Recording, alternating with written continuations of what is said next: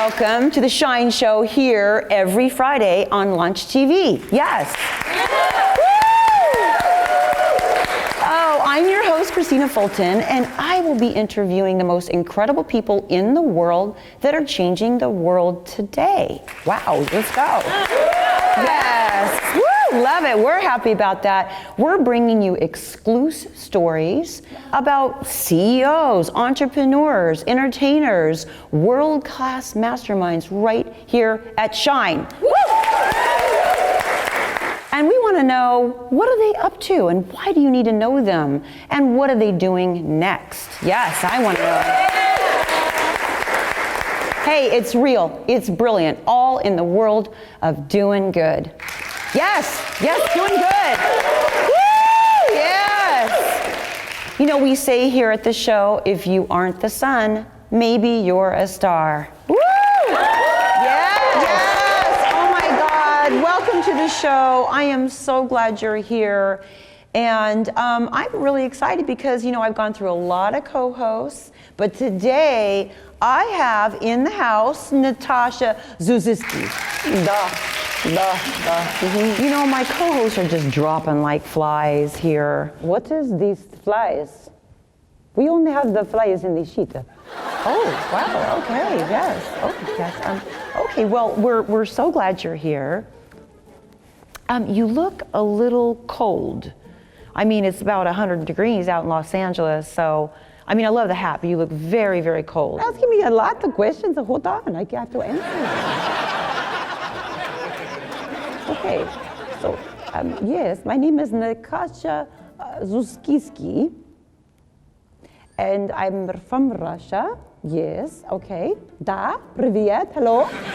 You know, we have a really, really shiny show here. This is why I'm wearing the glasses, it's very shiny here.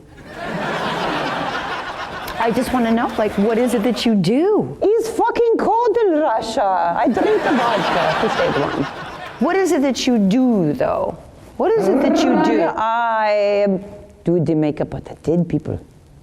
Okay, you do dead people makeup? Oh, you mean a mortician? I want to do the makeup on you. Oh no, I'm good. Oh my gosh, Natasha. Well, I am so glad you're here as a host. We just love you. She's wonderful, right? Yes. I love the show. Yes. It's so shiny and wonderful, and I feel really amazing. And oh, spasiba. Thank you so much for flying all the way here and helping us be the co-host of Shine. Yes. Привет, like flies to shit. Yes.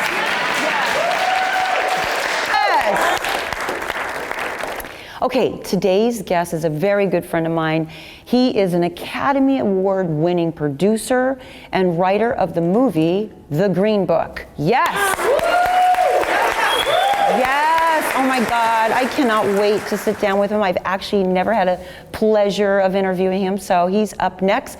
But before we get started, I wanted to talk to you about sponsors, because you can't do anything really without a sponsor. So today I wanted to give a good shout out to Topical. And Topical is a wonderful store, actually I go to on Larchmont. And if you're in pain and you want that antidote, you have to check it out. So Topical, we love you. Yay! And also for you ladies out there and you guys, Sugar Nails, which is all over Los Angeles, and she is quite the entrepreneur. I'd love to have her on the show. So thank you, Irene. Oh, it's time for Shake It Off Friday. Let's go. Woo! Can I hear my team? I can't even hear them. Are they happy? They're happy. Yes. Okay, so no matter what, we do this because no matter what you're doing out there in the world, you're working hard, you're having a hard day, you're having a good day, just take a second, look up for energy, shake off those feelings because it's all gonna work out. And that's what we do here. We're all very shiny and positive. Yes! Oh my God, guess what time it is? Another time. It's time for, yes, Pep Talk.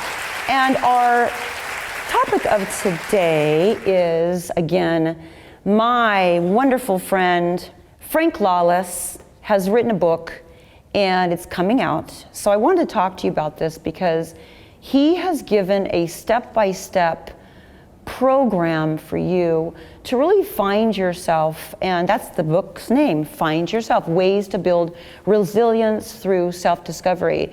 And we talked about him before on other shows. He's worked with Dr. Phil for a very long time, and he's had the hardest cases in the world in mental illness. So this book really navigates you to find yourself through challenging times.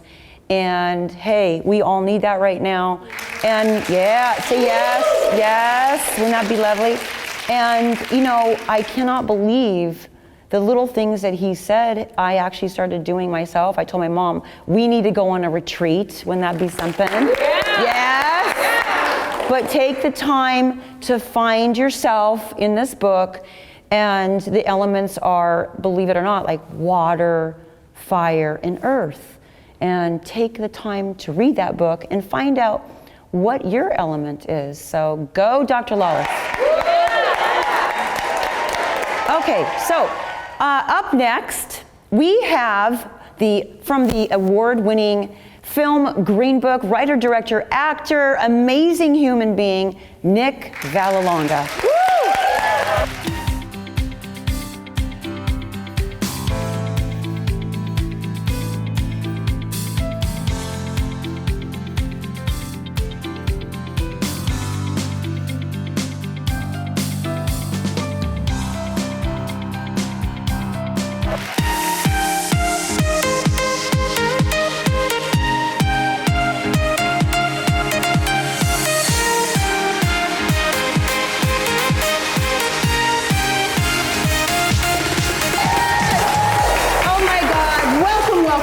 Shine Show here every Friday. I'm your host, Christina Fulton. And as I promised you, I am here with Academy Award winning writer, producer from the Green Book, Nick Vallelonga. Woo! Thank you. You did it. I did something. I don't know. You won. I won something, yeah. You won an Academy Award. I just have to, come on. I got chills. I mean, that is not a little thing. That is not. No, it's about this big. Yeah, where is it? I won two, actually. You did? I won two. They're under my bed, but occasionally I take them out and look at them. Do you sleep them? They sleep underneath the bed, so okay. you know. Okay. How heavy are they? They're actually very heavy. Yeah. Yeah, that was surprising. And thank you God, I won two of them. So I was holding them both. You know, the one you get on the stage is the one you have. Okay. So you have to hold on to them. So I had like these two things, and after a while, I'm like, oh my God, can I put these down somewhere? But you got to hold tight. I wouldn't put those down. Hold tight, but they're very heavy. Oh. I was doing some reps. Yeah, exactly. Nick, congratulations, really. I'm so proud of you. I mean, we're friends, we go way back, and you know, I really would like, you know, the viewers to know, go back. I don't know why we keep having interviews with people from New York, but you're from the Bronx. Yes. And take us back to how this all started before the Academy Award. The movie, well, this is, if you saw the movie, or if you didn't, it was a true story that happened to my dad in the early 60s. Tony Lip. Which I got to meet him, and he's lovely. Yes, and he worked at Copacabana. He was a bouncer there. And the couple was closing, and he ended up getting a job as a driver for this brilliant African-American concert pianist, more jazz, he kind of had his own style, Donald Shirley.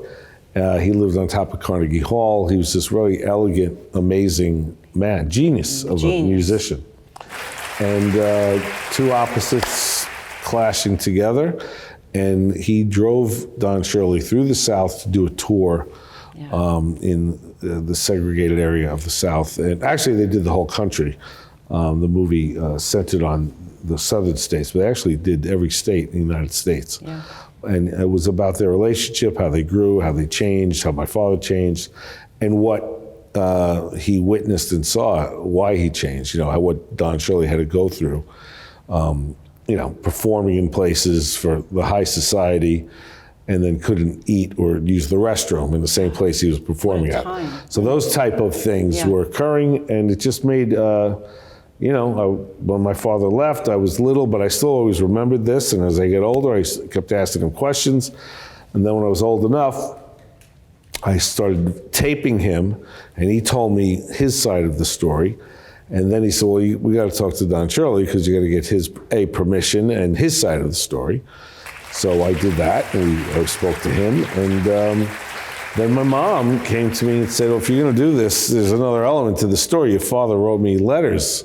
And my mom had like 90 letters from my father that she saved in a couple boxes. So it's like, it was writing itself. It was really, really amazing that she kept those. And they were postmarked from every place that they went. So I had the itinerary, I had the tour, where they went. He was discussing everything in those letters. So I love that you added that in there because it told the love story. Yes. So their love story of, their brotherhood. Yes. Friendship. And then this love story between your mom and dad. Yes, I thought that made it very interesting too. I love this movie. Thank you. Yeah, I think I've watched it like 10 times now. My girlfriend loves it. She was going to be on air. She loves it. It's such a feel-good movie. It's so rich, and it really does educate you. You walk out of the movie and you're really educated, and I think we need that. Yeah, one of the elements was the Green Book itself, the traveling guide that African Americans had to use when they couldn't stay in places in the South. So this Mr. Green, he was an African American postal worker in the 30s, and he decided to start this, and he did it himself, and he where they could eat, where they had to go for gas, what hotels would allow them to be. I mean, this is crazy when you think about that now, that this was going on. Yeah. And that was like, I think that Green Book was around from like 1936 to 1966. Wow. So even along the way, a lot of African American people coming up to me going, I didn't even know about that. And then there was many that said, my relatives used that Green Book to get around. But so many people didn't know about it, and that was a part of the film too. I mean, a small part, but it also, some people said, oh, it's not about the Green Book. Well, what movie wasn't about the Green Book? But there was enough about the Green Book that people could look it up, go find out things, learn things. It's not a documentary, but it was a fun movie, and I think beautiful movie. You have to see this movie. You haven't seen it. Tell us about you as a writer, writing such a great story. How long did it take you to? Well, as I said, I had it my whole life, and I had a lot down, and I had things broken down, and then a friend of mine, Brian Currie, and I had been talking about writing. We dabbled in a couple of things together, and he said, let's write something. And I said, well, I'm going to do this thing, but I think I got to do it by myself because it's such a personal thing. And I told him the story, and he freaked out. He knew my dad for 25 years at that point. He goes, how come you never told me this story? I go, I don't know, because I couldn't make it, I wasn't ready to do it. And Don Shirley actually said to me, you can't make this till after I passed away, whenever that may be. I mean, when I took those notes and when I spoke to him and my dad, that was like 1989, 90, 91. So I just saved it. And they both passed away. You honored him, in 2013, but I respected what he said, what he asked me to do. So then I was going to make a version of it, a small version. I figured I'd just make it myself with my iPhone, a couple meatball sandwiches or something. And I was going to do it with James Gandolfini at one point, and then he passed away, unfortunately. So then I was sitting around wondering, what am I going to do? And then I told it to Brian, he goes, I'd love to get in on that, let's write that together. And then he told Peter Farrelly, Dumb and Dumber, something about Mary, great, brilliant writer, director. And he was looking to do something serious, you know, because Pete's got a great background. He's an author, he's written books, and he just ended up doing comedies all the time. But he was looking for a drama. And even though this movie has a lot of humor in it, it's more of a drama. So much humor in it, yeah. So one thing led to another. Brian told Pete about it. He wanted to do it. And so, you know, it was a difficult decision at first because I thought, you know, I've been waiting my whole life to direct this movie and do it. But I connected with Pete. He got the movie. And I said, you know, I should put my ego aside. It just felt right, you know, like I just something about it. And I said, let's do it. So we produced together, we wrote together, and you got the Academy Award. Yeah, so I guess I made the right decision. Oh my God! Can we dedicate this episode to your dad, please? Well, thank you. Let's dedicate this to your father. Thank you very much. Tony Lip, we love you, and we're dedicating this episode to winning the Academy Award. Woo! And the Golden Globe Award.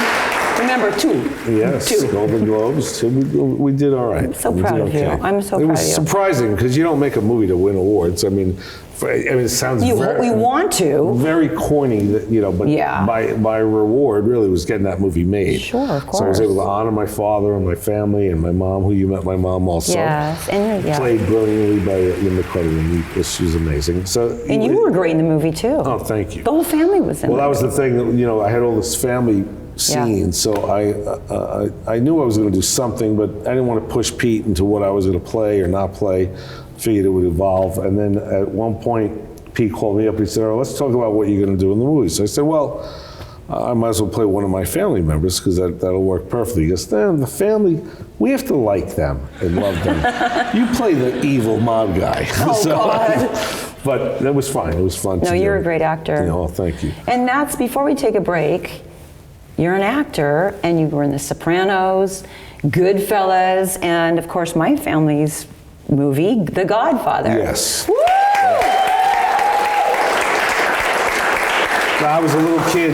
It still connects to my father because my father was in the Copacabana, and I guess Francis Ford Coppola and maybe Fred Roos and Lou DiGiamo, casting directors, went in there to meet mob guys. Yeah. And my father was the liaison with that. And then they saw my father and they went, you got to be in this movie. We're doing this movie. Definitely. And then, you know, are you an actor? And because Tony Lip, he went, of course I'm an actor. Yeah. He never did anything in his life.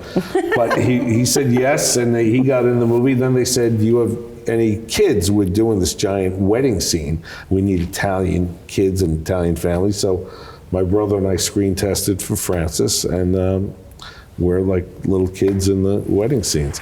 And I got to say, that was the thing that I saw how a movie was made by the greatest filmmaker of all time, as far as I'm concerned. Francis Ford Coppola. So, you know, yes. And the most influential on me anyway. And it was, that was it. I said, this is what I want to do. Even though I was like 11 or something. In your blood, young. Yeah.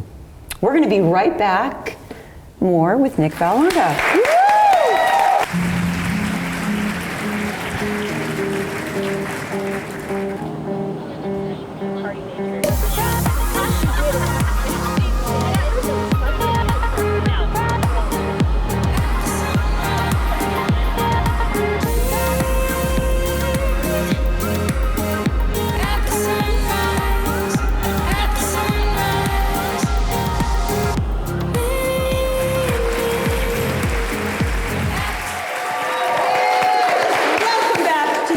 I've been sitting here with Academy Award winning Nick Vallelonga from the Green Book. Thank you for joining us. Thank you for being here for me. Thank you for asking me. This is fantastic. I love you for this. You drove all the way from Palm Springs, probably like 180 miles an hour. Yes. It was like 126, you said. It was 126 degrees yesterday. Wow. I think they broke the record or something crazy like that. Nuts. And there was a festival out there, right? There was a premiere of a film called Take Back that I have a small role in, directed by a friend, Christian Sesma, and produced by him and Mike Hatton, who was in Green Book. He played the bass player in Green Book. So that was a little film. They had a great premiere night. And the night before, I had a premiere, the LA premiere of The Birthday Cake. it's another film I'm in that came out today. Ooh. And Ewan McGregor, Lorraine Bracco, William Fichtner, Val Kilmer. Oh, wow. I worked with him on The Doors. Yeah, absolutely. So that's a really, really well-made How's he film. doing? Oh, Val. He's he he's powers doing, through life. Yeah. Wow, that's awesome. Cool movie directed by Jimmy Giannopoulos. That just came out as well, so I'm in that too.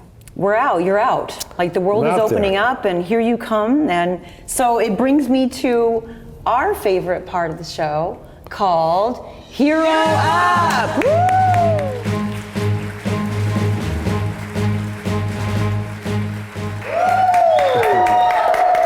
And here she comes, Katie. She flies in here. So every show, I have a little part where you take this. Yes. Okay. Okay. And look into your camera. Yes. And tell the world, if you had a superpower, what would you do with that superpower? If I had a superpower, I guess, it's going to sound crazy corny, but I would use my power and just have world peace and have everyone love each other. Ooh. And treat each other with respect and kindness. Yes. That's a big one. I like that. I like that. Thank you. You're welcome. I thank you so much. Isn't this cool? Katie takes it award again you and that, it flies out. Over the years, we've gone through a lot. We've known each other, and I dedicated another show to Joy Coppola, passed. So, and I know she was such a sweet lady. So, yes, beautiful person. Yes, beautiful person. And, we deal with a lot of mental illness and a lot of mental wellness in the world.